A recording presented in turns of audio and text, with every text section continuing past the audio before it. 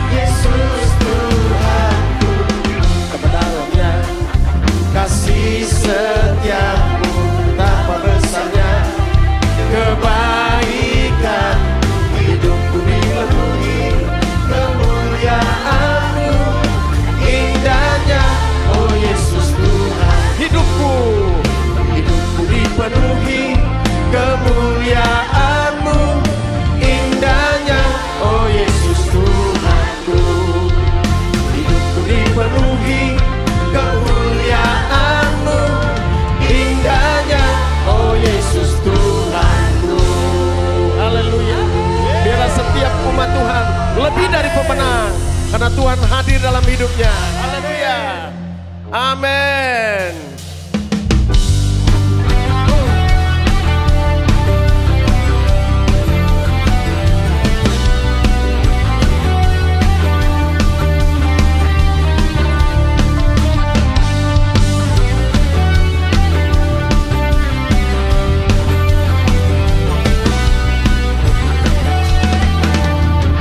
Lebih dari pemenang. Lebih dari pemenang dalam segala perkara. Kita dikalahkan oleh kuasa darahnya. Jika Allah di pihak kita, siapa dapat melawan? Kita lebih dari pemenang. Lebih dari pemenang. Lebih dari pemenang dalam segala perkara. Iblis telah dikalahkan oleh kuasa darahnya. Jika Allah di pihak kita, siapa dapat melawan? Kita lebih dari pemenang. Haleluya. Kibarkanlah pancinya, Yesus Raja, segala raja. Haleluya. Bangkitlah gerejanya, kita lebih dari pemenang. Yes. Haleluya.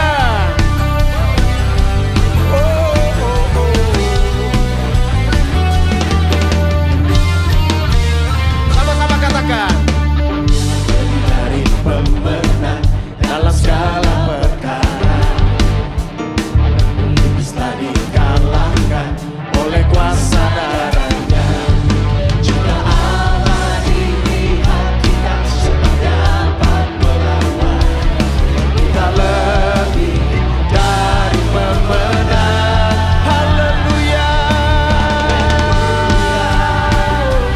Kibarkanlah pancinya, Yesus Raja, segala raja. Haleluya. Bangkitlah gerejanya. Inilah gerejanya, kita lebih dari pemenang. Haleluya. Kibarkanlah pancinya, Yesus Raja, segala raja. Haleluya. Bangkitlah gerejanya, kita lebih dari pemenang. Amin. Haleluya.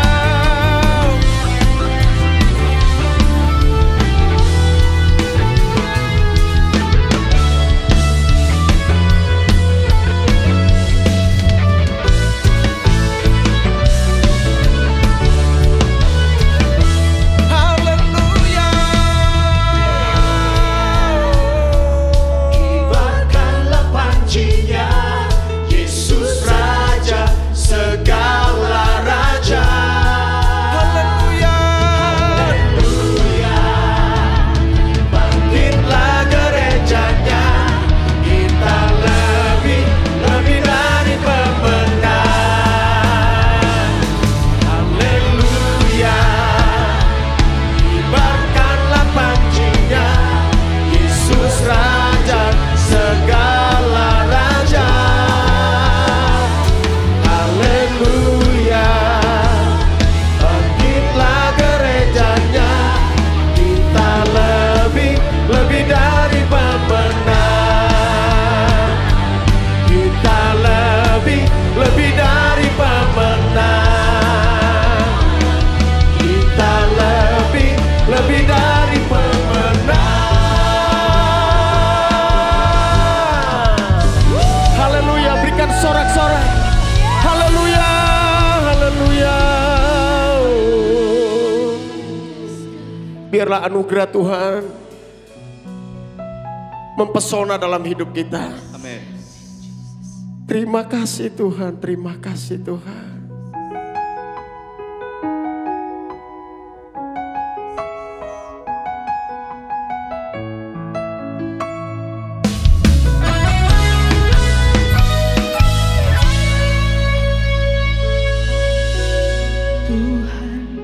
sungguh besar, karyamu sungguh ajaib,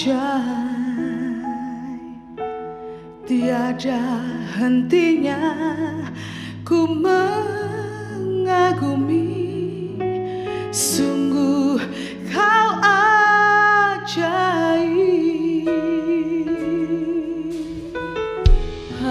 Engkau sungguh besar, karyamu sungguh ajaib, tiada hentinya ku mengagumi, sungguh kau ajaib. Ku mau selalu bersyukur kepadamu Tuhan, anugerah-Mu mempesonaku, selalu dan selalu kau angkat hatiku, kau membuatku berharga di mata-Mu. Katakan sama-sama, Tuhan kau sungguh besar. Tuhan kau sungguh besar, karyamu sungguh ajaib, tiada hentinya ku mengagumi, sungguh kau ajaib. Tuhan kau sungguh besar, Tuhan kau sungguh besar, karyamu sungguh ajaib, tiada hentinya ku mengagumi, sungguh kau ajaib. Ku mau selalu bersyukur kepadamu Tuhan, anugerah-Mu mempesonaku, selalu dan selalu kau angkat hatiku, kau membuatku berharga di mata-Mu. Mau selalu bersyukur kepadamu Tuhan, anugerah-Mu mempesonaku, selalu dan selalu kau angkat hatiku, kau membuatku berharga di mata-Mu. Tuhan kau sungguh besar, Tuhan kau sungguh besar. Amin. Tuhan karyamu sungguh ajaib, tiada henti-hentinya, tiada hentinya ku mengagumi, sungguh kau ajaib. Katakan lagi, Tuhan kau sungguh besar, Tuhan kau sungguh besar, karyamu sungguh ajaib,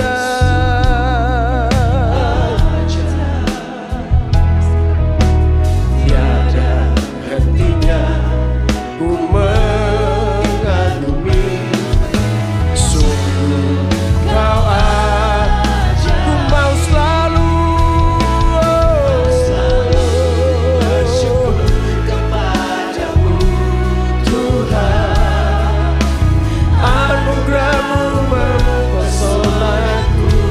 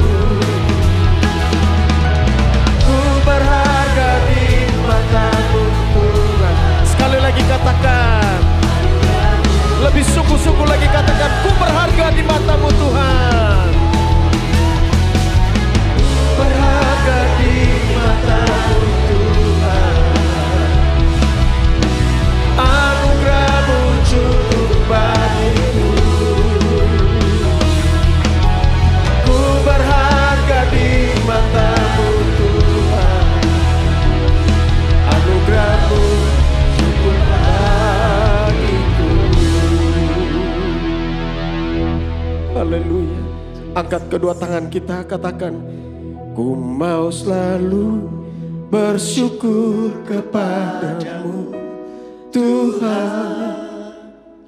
Anugerah-Mu mempesonaku,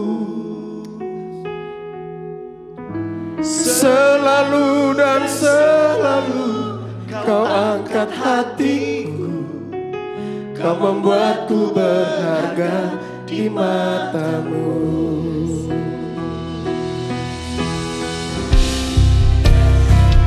Ku mau selalu bersyukur kepadamu Tuhan. Anugerah-Mu mempesonaku, selalu dan selalu Kau angkat hatiku, Kau membuatku lebih lagi, katakan lebih sungguh-sungguh. Ku mau inilah ucapan syukur kami di hadapan-Mu Tuhan. Anugerah-Mu luar biasa dalam hidup kami Tuhan. Selalu dan selalu Kau angkat hatiku, Kau membuatku berharga di mata. Selalu, selalu, selalu dan selalu Kau angkat hatiku, Kau membuatku berharga di selalu, selalu dan selalu Kau angkat hatiku, Kau membuatku berharga di mata. Sembah Dia, angkat hatimu, angkat suaramu. Haleluya. Yes Tuhan, penuhi tempat ini, penuhi jemaat Tuhan. Haleluya. Ya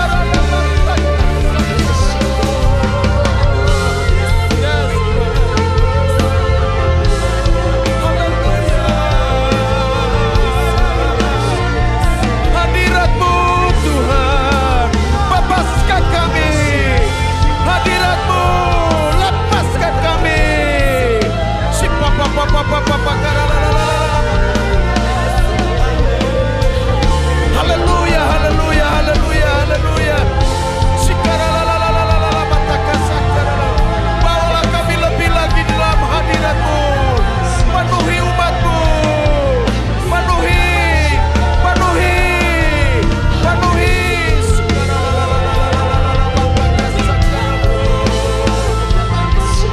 Haleluya.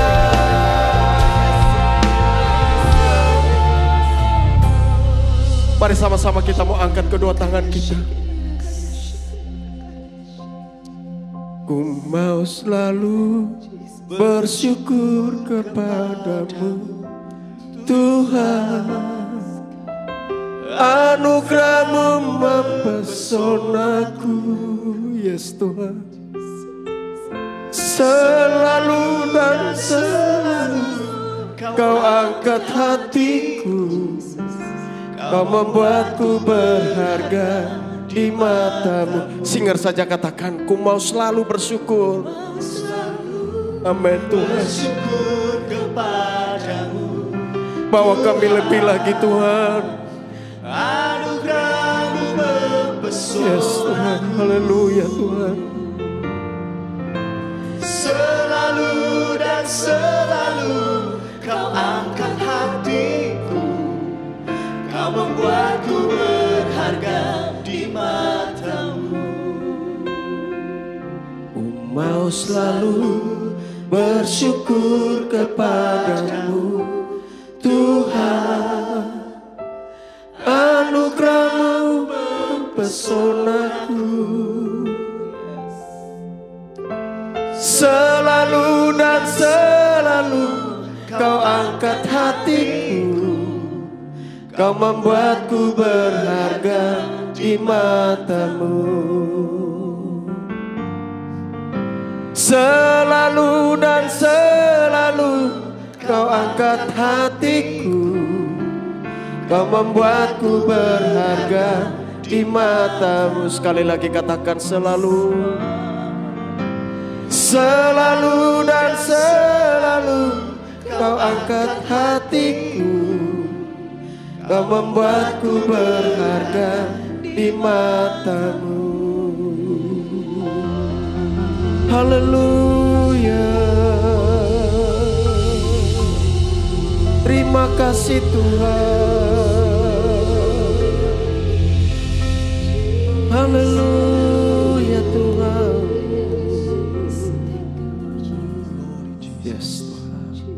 Sungguh Tuhan, anugerah-Mu luar biasa dalam kehidupan kami. Kami boleh ada saat ini hanya karena anugerah-Mu Tuhan. Biar saat ini kami mau merendahkan hati kami. Karena hanya di tempat yang rendah, disitulah anugerah-Mu mengalir. Yes Lord, Engkaulah nafas kami. Engkau kehidupan kami. Biar firman-Mu itu juga memberikan makan bagi jiwa kami.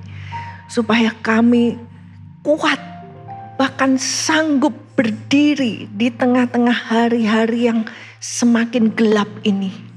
Terima kasih Tuhan, terima kasih. Have your way, bekerjalah di tengah-tengah kami. Di dalam nama Tuhan Yesus kami berdoa. Amin. Shalom Bapak Ibu Saudara yang dikasihi Tuhan. Puji Tuhan kita boleh bersama-sama ada di tempat ini. Saya percaya hidup kita semua selama kita hidup di dunia ini dalam waktu yang singkat. Kita mempunyai dalam hati kita satu dorongan. Kita mengejar sesuatu dalam hidup kita. Ya, manusia itu mempunyai keinginan yang ditaruh Tuhan di dalam hidupnya. Untuk ingin lebih baik, ingin menjangkau ke atas. Itulah bagaimana Tuhan menciptakan kita. Karena itu kita punya kekuatan untuk mengejar sesuatu yang di atas. Nah, pertanyaannya adalah apa yang saudara dan saya kejar? Karena apa yang saudara dan saya kejar itu akan menentukan seperti apakah hidup kita, bagaimana cara kita hidup, bagaimana kita beretika dalam hidup kita. Dan bagaimana akhir hidup kita. Mungkin Bapak Ibu banyak orang juga yang ikut Tuhan. Menjadi orang Kristen. Mungkin juga melayani Tuhan. Tapi ternyata yang dikejar itu kesuksesan dirinya.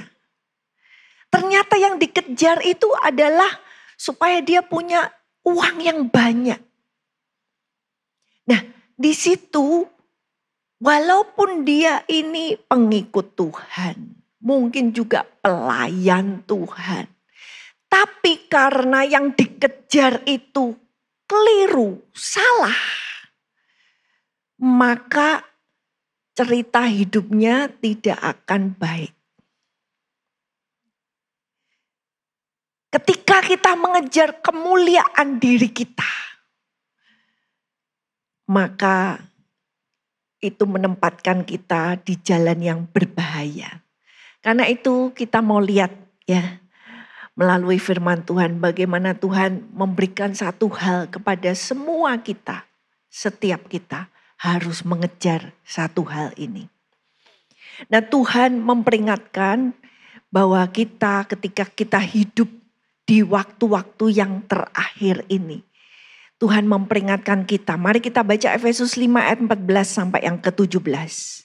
Itulah sebabnya dikatakan, bangunlah, hai kamu yang tidur, dan bangkitlah dari antara orang mati, dan Kristus akan bercahaya atas kamu. Karena itu, perhatikanlah dengan seksama bagaimana kamu hidup. Janganlah seperti orang bebal, tetapi seperti orang arif. Dan pergunakanlah waktu yang ada, karena hari-hari ini adalah jahat. Sebab itu, janganlah kamu bodoh, tetapi usahakanlah supaya kamu mengerti kehendak Tuhan. Ketika saudara dan saya hidup di waktu-waktu yang terakhir, ya, maka waktu-waktu setiap hari hidup kita itu sangat berharga. Karena ini Tuhan sedang akan menyelesaikan waktu manusia di bumi ini. Nah, menjelang hari-hari yang hitungan Tuhan menyelesaikan ini. Maka ada beberapa nasihat yang harus kita perhatikan, yaitu kita harus bangun dari tidur kita. Apa yang menidurkan kita? Kita tidur oleh kesenangan dunia, kita tidur oleh kesibukan kita tidur oleh hawa nafsu. Dan itu dikatakan, ayo bangun.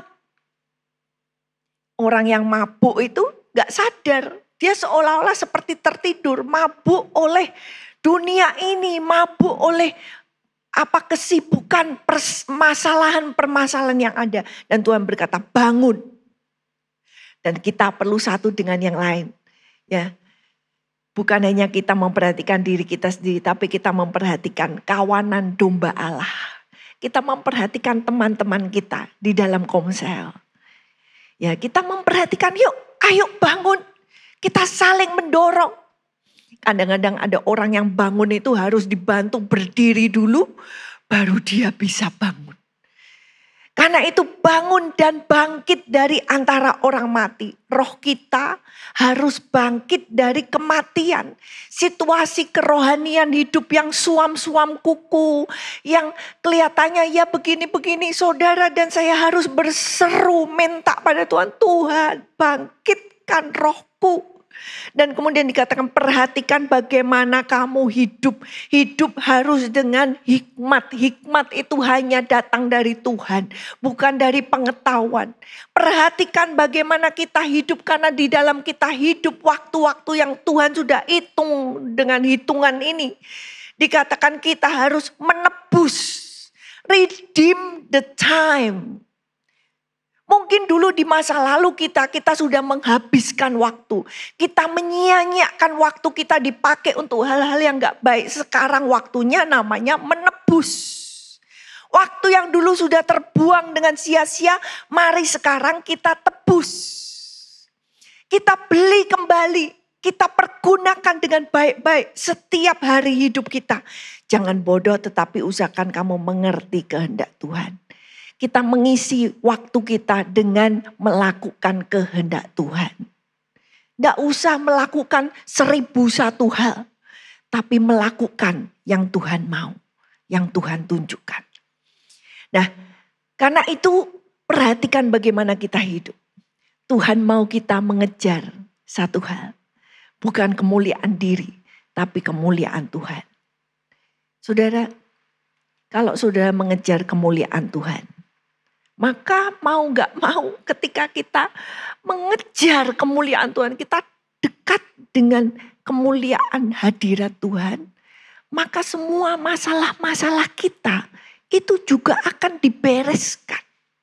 Ketika saudara di dalam hadirat Tuhan, semua masalah, semua kegelapan lari. Karena itu kejarlah hal yang terpenting. Nomor 1 yaitu kemuliaan Tuhan.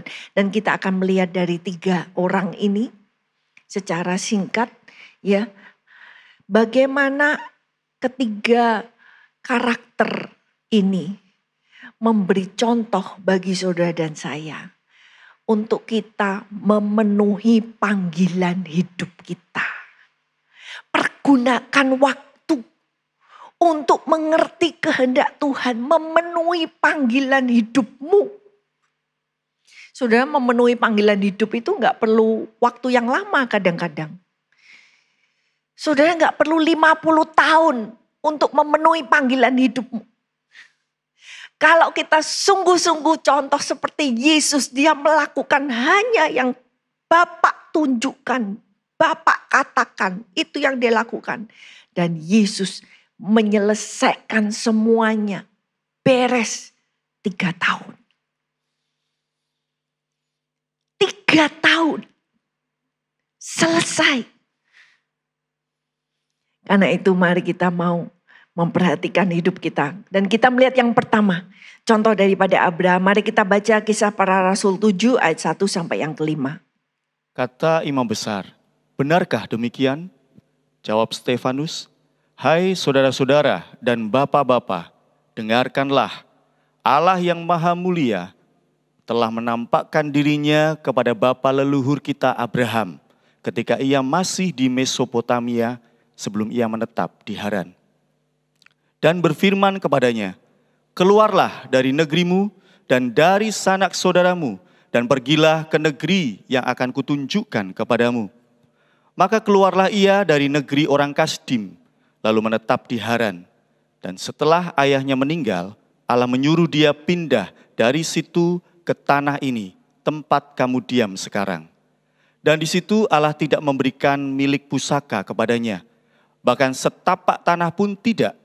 Tetapi ia berjanji akan memberikan tanah itu kepadanya menjadi kepunyaannya dan kepunyaan keturunannya, walaupun pada waktu itu ia tidak mempunyai anak.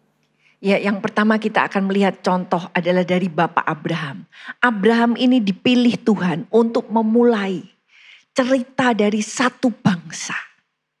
Dan Abraham dikatakan dia melihat, dia bertemu dengan Allah yang maha mulia. Dia bertemu dengan the God of glory. Dan pertemuan dengan Allah kemuliaan ini yang mengubah kehidupannya. Setiap kita, saudara dan saya, semua kita perlu ketemu masing-masing secara pribadi dengan Tuhan. Allah kemuliaan. Dan karena Abraham, pengalaman dari Abraham, dia melihat, wow, dia ketemu, matanya melihat Allah kemuliaan itu seperti itu. Maka dikatakan kemuliaan Tuhan yang dia lihat itu menyebabkan dia mampu melangkah keluar dari zona nyaman.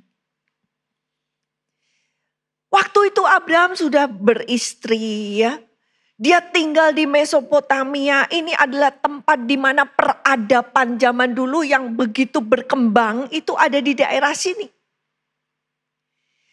Jadi dengan kata lain Abraham ini berada di negara yang enak, negara yang sudah baik. Ya. Mungkin keadaannya juga sudah jauh lebih baik daripada daerah-daerah lain. Nah bagi Abraham untuk meninggalkan rumahnya, meninggalkan pekerjaannya, meninggalkan sanak saudaranya, meninggalkan negaranya. Pergi kemana? Tidak tahu. Dikatakan dia nggak tahu pergi kemana.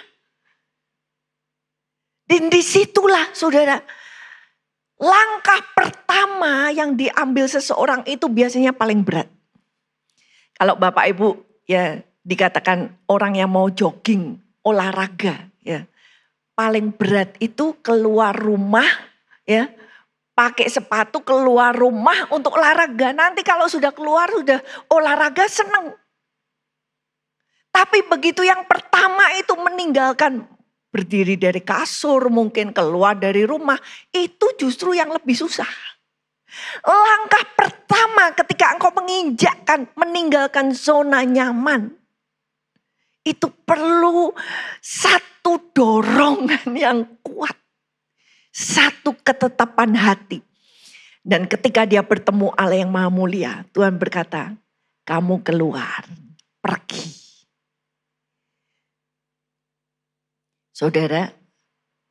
Saudara kalau pernah pergi ke luar negeri pasti tahu repotnya seperti apa.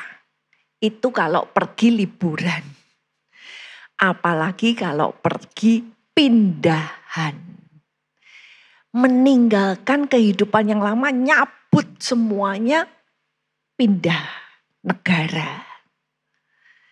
Itu satu langkah yang tidak mudah. Apalagi dia bawa istri bersama dengan papahnya, bersama dengan kemenakannya. Bukan rombongan yang kecil. Bawaannya banyak. Susahnya luar biasa. Tapi ketika Tuhan memanggil dia keluar, pergi, kok Abraham bisa nurut? Ternyata salah satunya yaitu karena dia melihat kemuliaan Tuhan. Kemuliaan itu membuat dia melihat negeriku yang sudah hebat ini gak ada apa-apanya. Apa yang aku punya, kenyamananku sekarang ini, kalau dibandingkan dengan kemuliaan Tuhan, tidak ada sejengkal. Karena itu kalau kita belum melihat kemuliaan Tuhan seperti Abraham, akan sangat susah untuk melangkah nurut kepada pimpinan Tuhan. Disuruh kemana, disuruh cabut semuanya. Waduh, susah. Karena itu mari kita meminta pada Tuhan, Tuhan tunjukkan kemuliaan-Mu Tuhan. Tuhan, aku kepengen ketemu Engkau secara pribadi. Biar aku melihat panggilan apa yang Tuhan sediakan bagiku. Seperti Tuhan berkata dalam Efesus, panggilan yang begitu dahsyat, mulia. Begitu saudara dan saya sanggup melihat, maka di situ kita punya kekuatan untuk melangkah. Nah, ini awal Bapak Ibu, awal daripada melangkah. Yang kedua kita akan lihat dari kehidupan Musa. Coba dibacakan Ibrani 11 ayat yang ke-26. Ia menganggap penghinaan karena Kristus sebagai kekayaan yang lebih besar daripada semua harta Mesir. Sebab pandangannya ia arahkan kepada upah. Ya, selanjutnya adalah Musa. Musa adalah seseorang yang mengalami pengalaman hidup yang hebat. Ya. Walaupun dia sebagai bayi dia diambil, tapi kemudian dia menjadi putranya raja. Dia hidup di kerajaan. Dia mendapat pendidikan yang paling hebat. Dia punya fasilitas yang paling hebat. Tapi di tengah-tengah semua yang dia punya, semua posisi yang dia dapatkan, dikatakan semuanya itu ya, kekayaan harta Mesir itu dibandingkan dengan penghinaan karena Kristus itu aja kalah. Harta Mesir yang luar biasa besar masih tidak dapat menandingi penghinaan karena Kristus. Karena dia melihat upah. Nah, ini yang membuat Musa berani meninggalkan. Dia lari karena dia juga takut karena dia sudah membunuh. Ya, maka dia lari. Nah, ini titik awal. Kemudian setelah dia lari, dia hidup di tanah Midian 40 tahun. 40 tahun hidupnya yang dari istana turun jadi penggembala kambing domba. Bayangkan Bapak Ibu. Di Mesir ya Bapak Ibu 40 tahun. Di Midian mengembalakan kambing domba 40 tahun. Kalau saudara pikir, aku dulu di Mesir enak, di sini aku juga sudah 40 tahun. Ya wes lah. Mungkin dia tidak memikirkan kemana-mana. Mungkin dia ya sudahlah. Hidupku memang harus di tempat seperti ini dengan kambing domba. Ya sudah, inilah aku terima. Tapi saudara, dikatakan Musa melihat kepada upah. Ya, mari kita lanjutkan. Ketika dia di padang gurun, maka dia mengalami satu pengalaman dengan Tuhan. Nah ini, jadi kunci kita melihat kemuliaan Tuhan itu harus mengalami satu perjumpaan dengan Tuhan. Mari kita baca Keluaran 3 ayat 1 sampai yang ke-6. Adapun Musa, ia biasa mengembalakan kambing domba Yitro mertuanya, imam di Midian. Sekali ketika ia menggiring kambing domba itu ke seberang padang gurun, sampailah ia ke gunung Allah, yakni gunung Horeb. Lalu malaikat Tuhan menampakkan diri kepadanya di dalam nyala api yang keluar dari semak duri. Lalu ia melihat dan tampaklah semak duri itu menyala tetapi tidak dimakan api. Musa berkata, "Baiklah aku menyimpang ke sana untuk memeriksa penglihatan yang hebat itu. Mengapakah tidak terbakar semak duri itu?" Ketika dilihat Tuhan bahwa Musa menyimpang untuk memeriksanya, berserulah Allah dari tengah-tengah semak duri itu kepadanya, "Musa, Musa." Dan ia menjawab, "Ya Allah." Lalu ia berfirman, "Janganlah datang dekat-dekat, tanggalkanlah kasutmu dari kakimu, sebab tempat di mana engkau berdiri itu adalah tanah yang kudus." Lalu ia berfirman, "Akulah Allah ayahmu, Allah Abraham, Allah Ishak dan Allah Yakub." Lalu Musa menutupi mukanya sebab ia takut memandang Allah. Ya, di sini kita melihat bahwa Musa sebagai penggembala kambing dan domba. Ya, di sini dia mengalami satu pengalaman yang hebat, dikatakan penglihatan yang hebat. Apa dia melihat semak belukar, tapi ada api dan semak belukarnya nggak habis. Jadi dia melihat, wow, ini sesuatu yang hebat.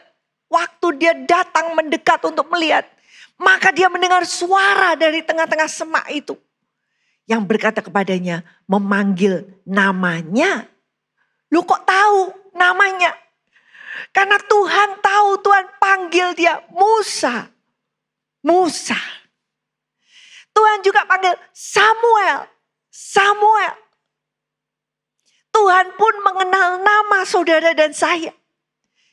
Dan berapa kali Tuhan memanggil-manggil kita. Tapi seringkali anak-anaknya tuli. Tidak mendengar. Tapi di sini Musa tidak go on as usual. Business as usual. Tidak hanya, wah sudah aku harus pulang, banyak pekerjaanku. Tapi dia meluangkan waktu. Ketika Tuhan menunjukkan dalam kehidupannya sesuatu hal, maka Musa tidak hanya terus melakukan rutinitas. Tapi dia meluangkan waktu. Dan dengan kata lain, meluangkan waktu untuk mengalami Tuhan. Berjumpa dengan Tuhan. Dan di dalam perjumpaan ini, Musa melihat bahwa kemuliaan Tuhan yang hebat ini. Mungkin kalau saudara mendengar semak duri, oh iya pasti hanya semak duri. Tapi saya rasa bukan cuma seperti itu. Kalau semak duri memang cuma semak duri, tetapi ketika semak duri itu ada hadirat Tuhan. Saudara, tidak mungkin seseorang itu mengalami hadirat Tuhan hanya kayak ya nonton sambil lalu. Gak mungkin. Mengalami hadirat Tuhan berarti Tuhan, malaikat Tuhan yang ada Tuhan sendiri menampakkan diri kepadanya. Saudara bisa gemeter. Seperti Yohanes, dia melihat Tuhan, dia jatuh seperti orang mati, takut. Jadi ini bukan hanya semak duri, tapi hadirat daripada Tuhan yang menampakkan diri hadir. Sehingga Tuhan berkata, Musa tanahnya pun jadi kudus, kamu harus lepas sandalmu. Ini bukan tanah biasa. Dan di sini Tuhan mulai memperkenalkan diri. Saudara dan saya tidak akan bisa kenal Tuhan kalau Tuhan tidak menyingkapkan dirinya kepada kita. Begitu Tuhan mau menyingkapkan bicara kepada kita, aku ini gini loh. Di mana Tuhan menyingkapkan diri? Ya di dalam Alkitab. Dia berbicara. Dan di sini Tuhan memperkenalkan diri. Akulah Allah ayahmu. Artinya apa Bapak Ibu Saudara? Musa, engkau lahir bukan sembarangan. Aku mengenal siapa ayahmu. Engkau lahir karena Tuhan punya tujuan di dalam hidupmu. Engkau dipanggil menjadi anaknya daripada Allah yang merupakan Allah Abraham, Ishak dan Yakub. Tuhan memberikan identitas. Aku kenal siapa ayahmu. Ketika Yesus mengalami hadirat Tuhan, suara dari surga, yang disampaikan Bapa itu adalah identitas. Saudara, identitasmu ketika engkau tahu siapa dirimu bagi Tuhan. Engkau ngerti siapa dirimu di hadapan Tuhan. Baru engkau berani untuk memenuhi panggilan Tuhan dalam hidupmu. Baru engkau berani meninggalkan kemuliaan dunia yang kelihatannya gemilang. Tapi itu tidak akan memuaskan hatimu. Karena identitasmu yang sebenarnya itu ada di tangan Tuhan. Musa bukan hanya memulai dengan satu perjumpaan dengan Tuhan. Dan di dalam perjumpaan ini seorang Musa yang dia sudah 40 tahun merasa depres di padang gurun. Ketika merasa hidupnya nggak ada apa-apanya. Dia merasa Musa ngerti kalau dia itu disuruh Tuhan untuk membela, membebaskan. Karena itu waktu di Mesir dia membunuh orang yang itu karena dia berusaha membebaskan temannya. Tapi ketika dia di padang gurun dia hanya berhadapan dengan kambing domba. Mungkin dia menghadapi hidup yang kok seperti ini ya. Tapi ketika dia ketemu Tuhan. Musa yang sudah 40 tahun menjadi orang yang aku tidak bisa apa-apa. Aku cuma bisa sama domba-domba. Di situ Tuhan berkata, Musa, ketika aku utus kamu, kamu harus nurut. Siapa yang punya mulut? Siapa yang menciptakan mulut? Tuhan. Kalau Tuhan yang mencipta, kamu tidak punya alasan untuk tidak nurut. Nah, disinilah perjumpaan dengan Tuhan membuat Musa ini berubah. Kehidupannya yang sudah depresi di padang gurun mungkin selama 40 tahun. Di situ Tuhan mulai. Benih yang mungkin sudah kelihatannya sudah mati dalam hidupnya, gak kelihatan lagi. Tapi di tengah-tengah kematian itu justru Tuhan sanggup bangkitkan. Dan bukan hanya permulaan awal Musa ketemu Tuhan. Tapi ternyata setelah dia pergi membebaskan orang Israel di padang gurun. 40 tahun. Dia memimpin, membebaskan, membawa keluar 2-3 juta orang. Sudah bayangkan itu satu beban yang luar biasa. Mimpin di padang gurun 2-3 juta orang. Saudara harus ngasih makan mereka setiap hari. Memastikan mereka ada minum. Kalau enggak orang yang kelaparan itu akan marah. Itu satu tugas yang luar biasa berat. Karena itu bukan hanya permulaan. Tapi ketika Musa melakukan tugas.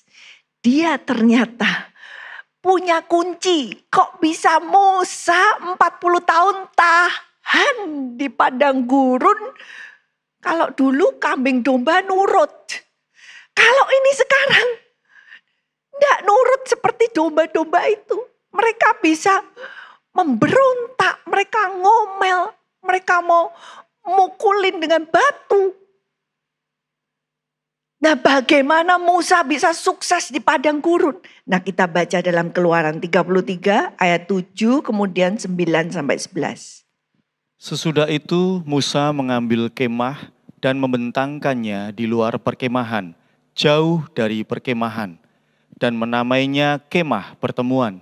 Setiap orang yang mencari Tuhan, keluarlah ia pergi ke kemah pertemuan yang di luar perkemahan. Apabila Musa masuk ke dalam kemah itu, turunlah tiang awan dan berhenti di pintu kemah, dan berbicaralah Tuhan dengan Musa di sana. Setelah seluruh bangsa itu melihat bahwa tiang awan berhenti di pintu kemah, maka mereka bangun dan sujud menyembah, masing-masing di pintu kemahnya.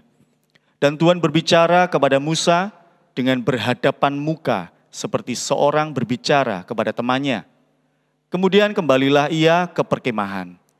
Tetapi abdinya, Yosua bin Nun, seorang yang masih muda, tidaklah meninggalkan kemah itu. Ya, di sini kita melihat ternyata Keluaran 32 ini mencatat satu kebiasaan yang dilakukan oleh Musa selama dia di padang gurun. Ketika dia menghadapi orang-orang yang susah, ketika dia menggenapi panggilan hidupnya, ternyata kuncinya itu adalah Musa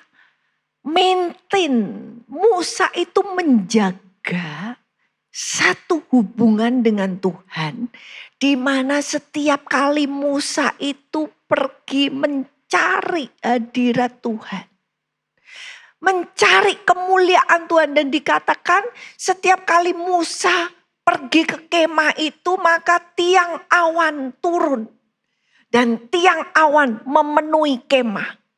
Maka setiap orang Israel yang melihat dari jauh, lihat Musa masuk ke situ, kemudian lihat tiang awan, dikatakan setiap orang Israel berdiri di pintu kemahnya, kemudian mereka sujud menyembah. Saudara, saya rasa ini bukan hanya satu ritual, tapi ketika kemuliaan Tuhan datang, itu mau nggak mau, saudara nggak bisa seolah-olah kepalamu kamu lihatkan ke atas seperti ini. Kemuliaan Tuhan itu glory, atau artinya kavod, itu artinya bobot. Maka kemuliaan Tuhan itu membuat saudara mau gak mau harus sujud menyembah. Dan ketika orang Israel melihat Musa masuk, ada kemuliaan Tuhan, tiang awan. Dan ternyata di dalam situ Musa mengalami perjumpaan dengan Tuhan dan kemuliaannya terus menerus. Karena dia yakin dia gak bisa mimpin 3 juta orang ini tanpa Tuhan. Tuhan yang kasih roti setiap hari, Tuhan yang kasih daging, Tuhan yang kasih air. Jadi Musa ngerti. Dan dikatakan di sini ada satu hubungan antara Tuhan dengan Musa yang tidak pernah dicatat mengenai orang lain. Hanya dengan Musa Tuhan itu berbicara berhadapan muka, seperti berbicara dengan teman. Saudara, kalau baca semua nabi-nabi yang lain, mereka dapat pesan dari Tuhan lewat mimpi, lewat mungkin perkataan. Tapi di sini Musa jelas-jelas tanpa misteri, dia terima Tuhan ngasih instruksi. Tuhan ngobrol dengan dia. Kemuliaan Tuhan itu yang membuat Musa bisa tahan. Dan ketika ada waktu krisis menimpa, ya, ini pun dicatat di dalam pasal yang sama di Keluaran 33. Mari kita baca ayat 18 sampai yang ke-23. Tetapi jawabnya, perlihatkanlah kiranya kemuliaanmu kepadaku. Tetapi firman-Nya, aku akan melewatkan segenap kegemilanganku dari depanmu dan menyerukan nama Tuhan di depanmu. Aku akan memberi kasih karunia kepada siapa yang kuberi kasih karunia, dan mengasihani siapa yang kukasihani. Lagi firman-Nya, engkau tidak tahan memandang wajahku, sebab tidak ada orang yang memandang aku dapat hidup. Berfirmanlah Tuhan, ada suatu tempat dekatku, di mana engkau dapat berdiri di atas gunung batu. Apabila kemuliaanku lewat, maka aku akan menempatkan engkau dalam lekuk gunung itu, dan aku akan menudungi engkau dengan tanganku sampai aku berjalan lewat. Kemudian aku akan menarik tanganku dan engkau akan melihat belakangku, tetapi wajahku tidak akan kelihatan. Ya, di sini kita melihat satu pengalaman yang lain lagi. Bukan hanya di kemah pertemuan. Di kemah pertemuan itu saudara lihat ada tabut. Dan di situ biasanya Tuhan berbicara dari atas kerub. Tapi di sini kita melihat ini adalah kejadian Musa disuruh Tuhan naik ke atas gunung. Jadi kita melihat ini satu intensitas hadirat Tuhan yang lebih lagi.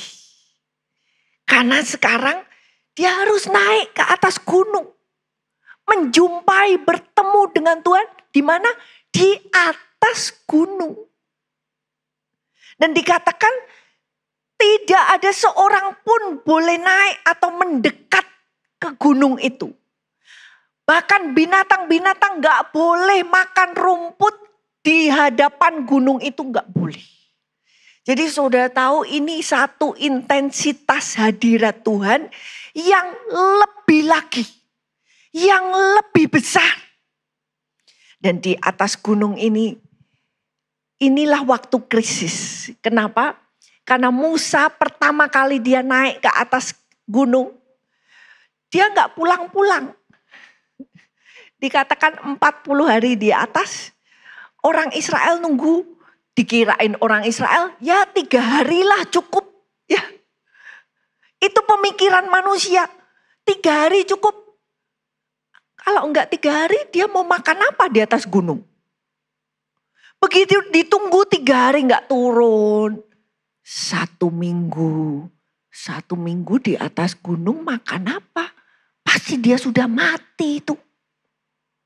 1 minggu 7 hari masih belum turun. 1 bulan enggak turun. Akhirnya orang Israel buat kesimpulan sendiri. Enggak usah ditunggu. Musa is gone. Musa hilang.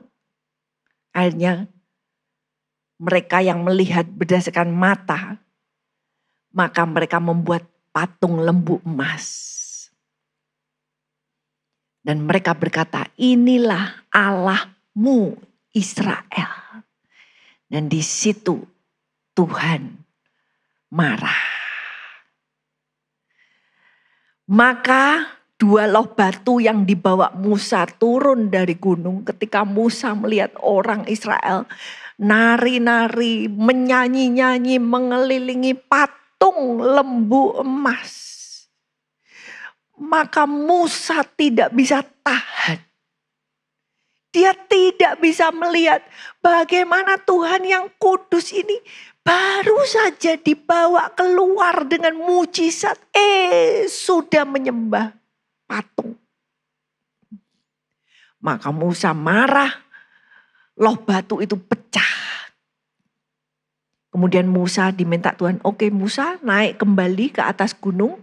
Kamu sekarang bawa loh batu dari bawah. Dari bawah kamu bawa loh batu ke atas. Dan disitulah Musa berdoa syafaat. Untuk dosa-dosa bangsa. Dan dia berkata kepada Tuhan, Tuhan kalau aku ini mendapat kasih karunia. Aku mendapat favor. Maka tunjukkan jalan-Mu Tuhan. Supaya aku bisa tetap mendapat kasih karunia di hadapan-Mu.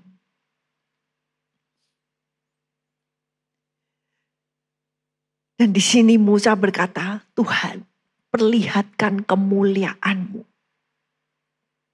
Saudara, ternyata ini bukan satu-satunya yang Musa alami.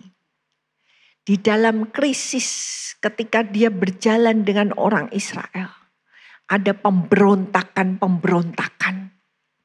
Dan setiap kali Musa menghadapi masalah yang berat, dikatakan Musa dan Harun, mereka sujud menyembah, cari Tuhan, maka kemuliaan Tuhan nampak.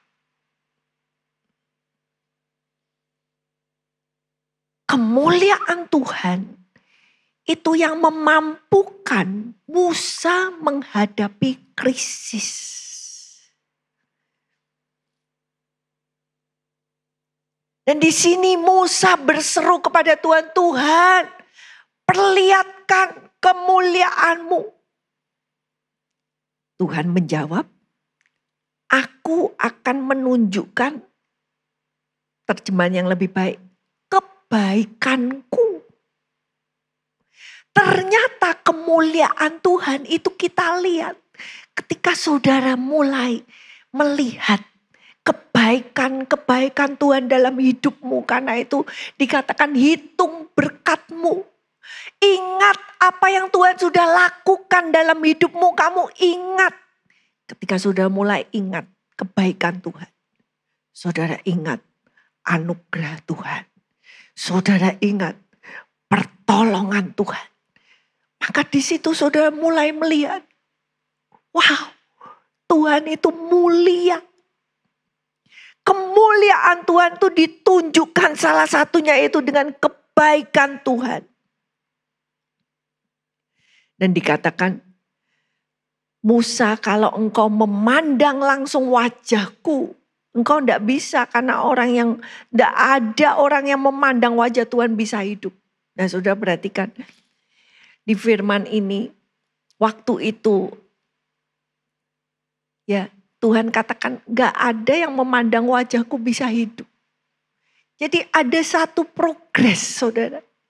Dalam memandang kemuliaan Tuhan itu bukan satu level. Kemuliaan Tuhan itu semakin saudara memandang dia, semakin saudara mencari Tuhan. Kemuliaan Tuhan itu ada luar biasa berlapis-lapis. Sampai nanti di perjanjian baru dikatakan sekarang kita melihat seperti di dalam kaca yang buram. Tapi nanti kita akan melihat Tuhan. Nanti akhirnya dalam satu penanjakan dalam sejarah. Hingga kita nanti bertemu dengan Tuhan. Dikatakan nanti kita akan ketemu dengan Tuhan. Melihat Tuhan sebagaimana dia dalam kemuliaannya. Jadi di sini Bapak Ibu, kemuliaan yang Musa lihat di atas gunung. Itu ketika Musa turun dari gunung, orang-orang bisa menyaksikan. Wajahnya Musa berubah. Karena dia sudah disinari, diradiasi oleh kemuliaan Tuhan. Maka wajahnya menjadi bersinar. Orang Israel gak sanggup lihat wajah Musa. Mereka gak tahan lihat wajahnya Musa, gak tahan. Sampai Musa harus menutupi wajahnya.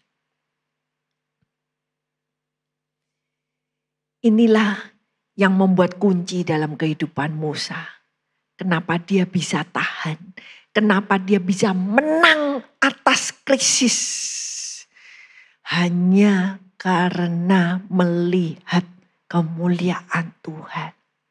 Kalau Musa tidak mengejar kemuliaan Tuhan, maka dia gak akan tinggal di atas gunung 40 hari. Bahkan setelah 40 hari naik lagi kedua kalinya ke atas gunung. Ternyata kemuliaan Tuhan itu saudara membuat Anda dan saya seperti Musa di atas gunung. Dia gak kepengen makan, dia gak kepengen minum. Kemuliaan Tuhan itu kayak sudah menutrisi seluruh tubuhnya. 40 hari dia gak perlu makan karena di dalam kemuliaan dia sudah hidup. Dengan begitu luar biasa. Sampai mukanya pun bercahaya.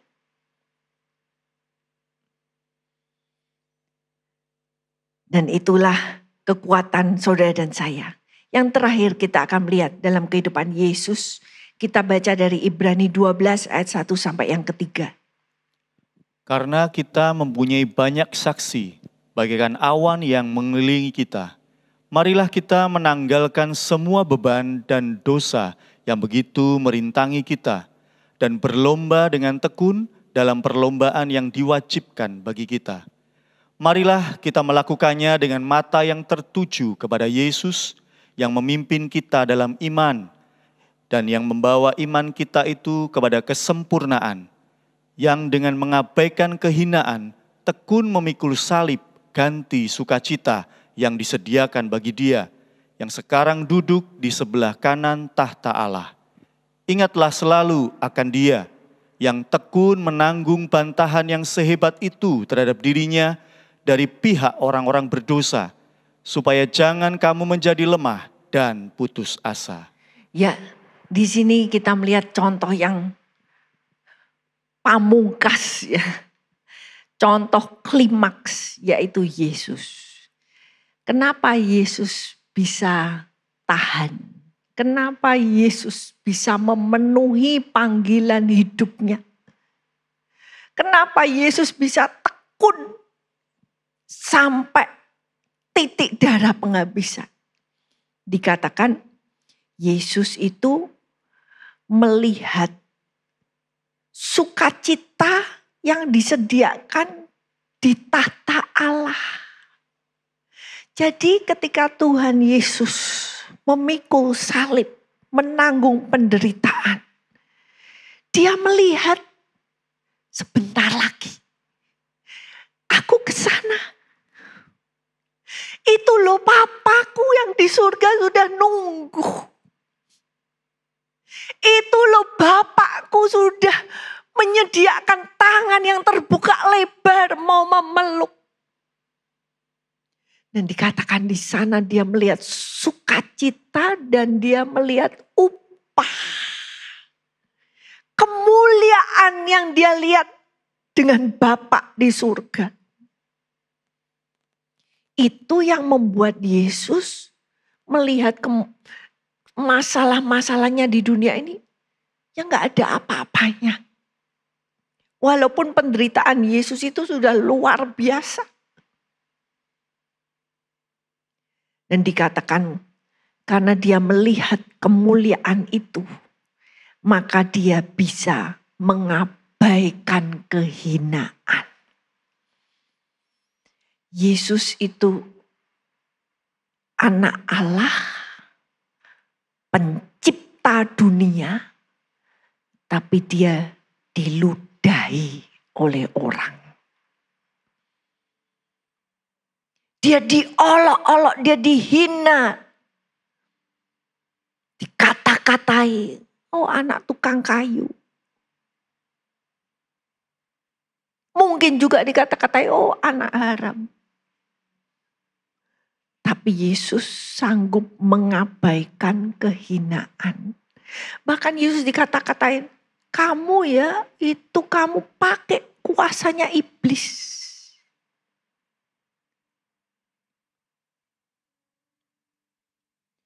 Kalau Tuhan Yesus tidak melihat Bapa, kalau dia tidak melihat kemuliaan,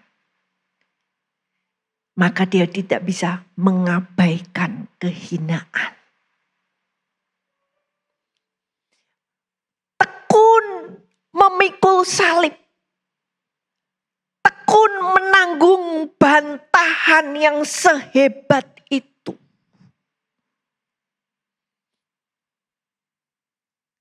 Sudahkah saudara dan saya meresapi bagaimana Tuhan mengalami bantahan yang sehebat itu terhadap dirinya? Padahal Tuhan tahu dia benar. Dan Tuhan tahu orang-orang yang memperlakukan dia gak baik itu yang orang yang berdosa. Walaupun mereka menganggap dirinya orang yang suci, pemimpin agama.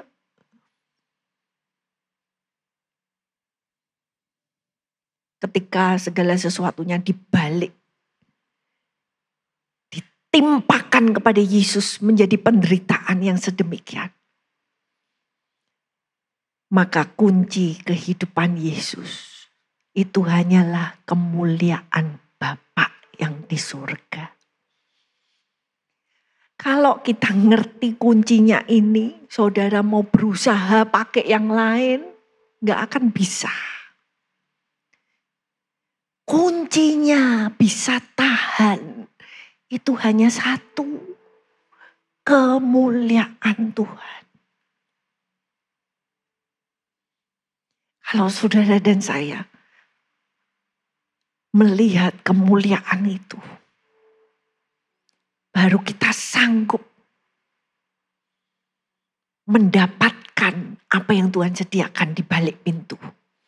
Karena itu dikatakan, tanggalkan semua beban dan dosa yang begitu merintangi, singkirkan. Mungkin itu gadgetmu yang membuat itu merintangi hidupmu. Tuhan katakan singkirkan. Semua dosa-dosa yang menghalangi, singkirkan. Jangan ditaruh deket-deket terus. Disingkirkan, dijauhkan. Dan berlomba, berlari dengan tekun perlombaan yang diwajibkan. Dan dikatakan ayat 3, supaya jangan kamu menjadi lemah dan putus asa. Luar biasa Tuhan kita. Anugerahnya luar biasa. Dia mau saudara dan saya ketika kita mengikut Yesus. Walaupun jalannya tidak mudah. Tapi dia bahkan tidak mau kita putus asa. Dia gak mau kita lemah. Kita menjadi weary. Sudah capek. Kata lemah di sini artinya capek. Kenapa kita capek? Karena kita tidak melihat kemuliaan Tuhan.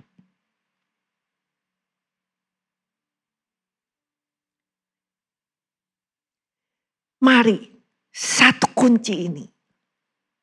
Ketika saudara dapatkan kemuliaan Tuhan, saudara dapatkan kekuatan, saudara dapatkan kemenangan dalam krisis-krisis hidupmu. Saudara dapatkan, saudara bisa berakhir, menyelesaikan dengan baik. Hanya karena satu kunci. Ketika kita mengejar kemuliaan Tuhan. Mari kita mau datang pada Tuhan.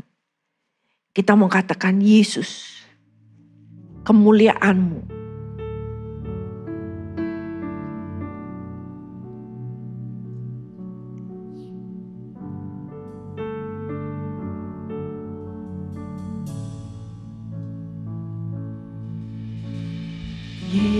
Yesus, kemuliaan-Mu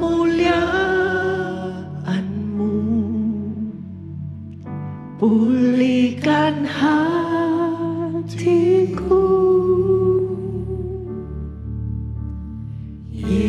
Yesus, kemuliaan-Mu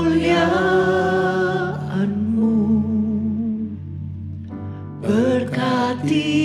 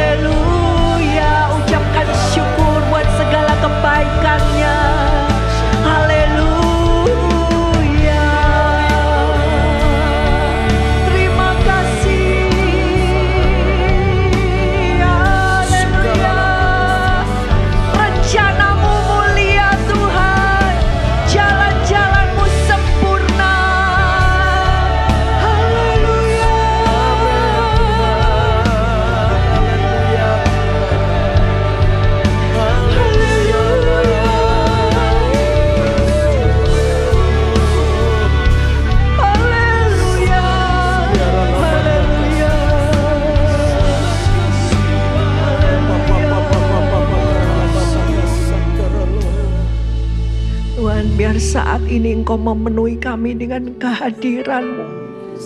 Sehingga kami boleh berkata, Tuhan, aku mau mengikut Engkau. Aku mau melangkah meninggalkan zona nyaman karena aku mau taat. Karena aku mengasihi Engkau, Tuhan. Terima kasih Tuhan yang sudah menunjukkan kemuliaan-Mu yang begitu dahsyat. Terima kasih Tuhan. Buka mata kami Tuhan. Kami minta anugerah dari Tuhan, membuka mata kami Tuhan. Biar kami boleh menyaksikan secara pribadi. Berjumpa dengan Tuhan dalam segala kemuliaan-Mu Tuhan. Dan biar kami Tuhan menjadi seperti Paulus yang berkata, terhadap penglihatan yang dari surga, tidak pernah aku tidak taat. Biar kami mau taat selalu Tuhan kepada kemuliaan Tuhan. Biar kami mau Tuhan mengabaikan kehinaan, tekun memikul salib, sampai kami mendapatkan upah kemuliaan, sampai kami tiba di dalam pelukan Bapa di surga, yang akan menyambut kami di dalam segala kemuliaan yang tidak ada bandingannya. Kemuliaan yang jauh melebihi segala apa yang kami alami di dunia ini. Terima kasih Tuhan, terima kasih. Dan biar Tuhan, mata kami tidak menoleh kepada yang lain. Tapi biar mata kami tertuju hanya kepada kemuliaan-Mu Tuhan. Biar kemuliaan-Mu memberikan kekuatan bagi jiwa kami. Kemuliaan-Mu menyembuhkan tubuh kami. Kemuliaan-Mu menyembuhkan pikiran dan hati kami Tuhan. Terima kasih Tuhan. Dan kami boleh menjadi saksi kemuliaan Tuhan dimanapun kami berada. Orang-orang di sekitar kami diberkati dengan kemuliaan-Mu yang ada di dalam hidup kami. Kristus di dalam kami. Terima kasih Tuhan. Terima kasih Tuhan. Dan sebelum kami pulang, kami mau menengadahkan tangan kami. Terimalah berkat yang terbaik dari atas. Tuhan memberkati dan Tuhan melindungi. Dia menyinari engkau dengan wajah-Nya dan memberikan kasih karunia. Tuhan menghadapkan wajah-Nya kepadamu dan memberikan damai sejahtera sekarang sampai selama-lamanya. Di dalam nama Tuhan Yesus Kristus, kita semua yang percaya kita katakan amin. Isilah hidup kita dengan menyenangkan hati Tuhan. Sungguh anugerah Tuhan kalau kita masih boleh hidup. Menjadi bijaksana adalah awal dari takut akan Tuhan. Gunakan waktu.